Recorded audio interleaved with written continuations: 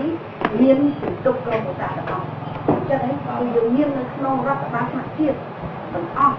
ហើយយើងត្រូវដឹងថាយើងត្រូវធ្វើអីអ្វីដែលយើងបានដឹងនេះដែលជួយឲ្យបាក់យើងឈាមមកដល់ថ្ងៃនេះបើយើងនិយាយអំពីអតីតកាលមកពេលនេះគឺយើងដឹងថាឲ្យតែយើងធ្វើដល់ស្រុកបារាយនេះតាមខ្ញុំដឹងងាយទទួលព័ត៌មានណាហើយកំពុងក៏បដោតច្បាស់លាស់ទៅនឹងរូបរួមណាមួយនិយាយទៅថាយកបានទៅផលតែអីដែលសំខាន់នោះគឺអាទី1នោះដោយសារគណៈបកយើងជាគណៈបកមួយយើងមានគោលដៅច្បាស់លាស់ជារដ្ឋបាលអស់សង្គមទៅលើប្រព័ន្ធតឡាការតាមអន្តរជាតិអស់សង្គមទៅលើមេឃុំអស់សង្គមទៅលើអាណាចក្រមូលដ្ឋានអស់សង្គមទៅលើចរាយសពអស់សង្គមទៅលើចរាយខេត្តតយូរសង្គមខ្លួនឯងគេមកប្រែឲ្យមិនមិននៅឯពលរដ្ឋទេមិនអីទេបាត់ផ្លូវជាតិលេខ5អង្គុយនៅផ្លូវជាតិលេខ5គាត់ឲ្យចរាយខេត្តឲ្យទៅបានប្របានបោះវាឡើងមានជំនឿលើប្រព័ន្ធតឡាការមិនចឹងទេប្រព័ន្ធតឡាការដាក់ទៅអត់ចាញ់តោះដាក់លុយបានចាញ់មិនចឹងទេតែខ្ញុំនិយាយតាមការជាក់ស្ដែងខ្ញុំអត់មាននិយាយបរិហាទេណាអស់ឯកពលស្គាល់យកតែគ្នារាប់ពាន់គ្រួសារ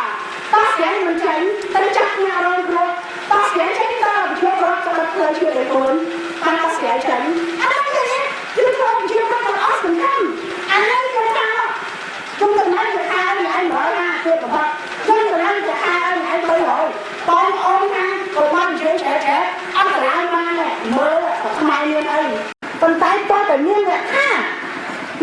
បានអ្នកនឹងធ្វើឥឡូវយកលោនេសាទយើងគិតមើលមើលយកលោនេសាទកសិករ83%មានន័យថាជាប្រទេសកសិកម្មមកហើយប៉ុន្តែកសិករមានដីគ្រប់គ្រាន់ហើយមាន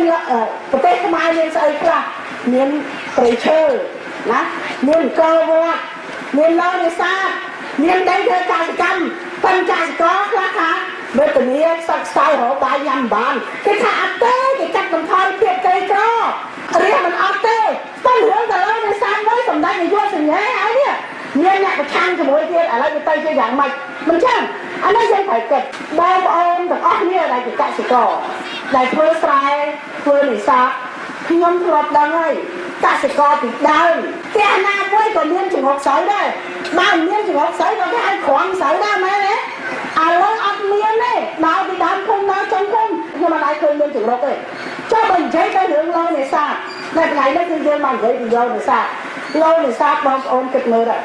ស្រុកខ្មែរពីដើមពាក្យថាកសិករចូលភូមិបើរដូវចូលកាត់រដូវធ្វើត្រីប្រហុកភូមិណាក៏ធន់នេះ